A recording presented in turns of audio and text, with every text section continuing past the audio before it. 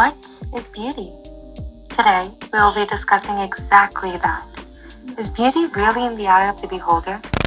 We all believe that we understand what beauty is, what it looks like, the standards it pleases and appeals to. Incorrect? Maybe. Beauty is such a subjective matter that phrases such as correct and incorrect are almost meaningless to begin with. It is worth noting that this concept of beauty dates back to countless centuries.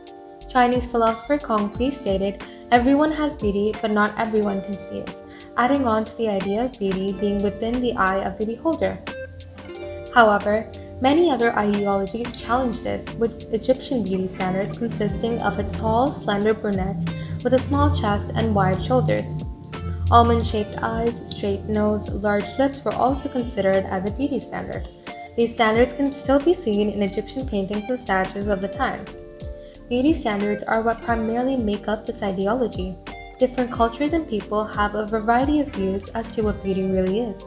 However, as different as they all are, they maintain one common element known as a beauty standard, a certain standard as per what is considered beautiful.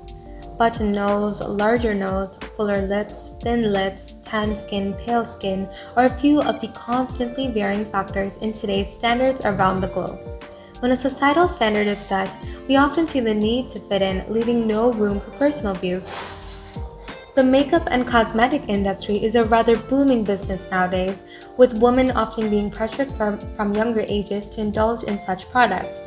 Looking at it in a positive light, makeup is a very common use of self-expression.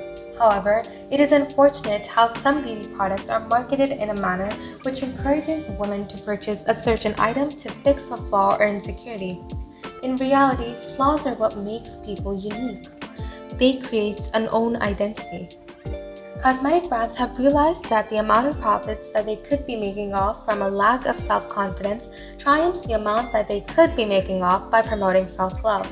After all, people are much more likely to rush to buy something when they're told they cannot survive without it, rather than when they're told to use it as a way of self-expression for their natural beauty. In the USA, 41% of women between the ages of 30 to 59 years old apply makeup every single day, and it is highly unlikely that all of them do it solely for self-expression. There has been an uprise in body positivity and makeup tutorials, as well as judgmental comments made on celebrities' body types on social media, tabloids, magazine covers, and the like. Both of these act as yet another provider for the cosmetic and makeup industry. Social media is a door for younger girls to see how makeup is utilized, in which, as mentioned before, can be a very positive form of self-expression. Unfortunately, it also has the ability to be just as dangerous. Social media often presents our unreachable standards of beauty very heavily and within the hindsights of these young, vulnerable women and girls who believe it to be the right form of promotion of diet culture, plastic surgeries, and many more. In this day and age, capitalism on beauty begins very subtly and early. It cannot be denied that in the present day, these standards have the ability to negatively impact the physical and mental well-being of countless women, young and old. Oftentimes, many are affected psychologically with a distorted self-image, causing various psychological disorders such as body dysmorphia, eating disorders, etc. As much as these disorders are psychological, the physical effects are very real. For example, the psychological effects of an eating disorder usually leads to malnutrition, which can cause various physical symptoms as such. Another culprit for physical disorders is cosmetic surgery. This is a thriving industry in the present day, and it affects anyone from young men to women to elders.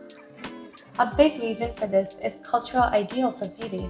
In South Korea, many teenage girls begin with multiple cosmetic procedures from a very young age. This is largely accepted in society to the point where many are often gifted surgeries such as double eyelid surgery as a graduation present. In the West, tan skin is seen as a symbol of beauty and status, as it implies that the person had money to go to on summer holidays. A variety of influential people, such as celebrities, advertise and embody this standard, with most opting for some form of artificial tanning. Out of all the procedures, tanning beds are the most long-lasting, but they also happen to be the most dangerous. They are highly carcinogenic, with there being pushes for even banning tanning beds. However, the opposite occurs in the East. For example, many parts of Asia, more significantly South and Southeast Asia, see a paler, lighter skin tone as a symbol of beauty instead. This is caused by historical events. From centuries ago, those working labor jobs would often have to endure hours under the sun, thus giving them a darker skin tone. And through this, a darker tone was often associated with having a poor financial status, which unfortunately is still wired in minds of many to this day. The pre-existing colorism in South Asia was taken advantage of by the colonizers who prohibited dark-skinned British Indians from entering restaurants, offices, etc., trapping them in a circle of further poverty. This can associate itself with negative impacts as well. Many skin whitening treatments and creams given to girls at a young age are believed to cause cancer and neurological defects through high levels of toxic minerals such as lead. There are countless of other examples of the harmful effects caused by these societal standards of beauty. Overall, considering the negative impacts of this idea of beauty as well as beauty standards, is it truly in the eye of the beholder?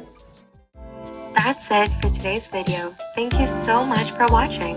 Be sure to leave a like if you enjoyed this video and comment down your thoughts on beauty. Have a great day and see you next time on the Ignis Out.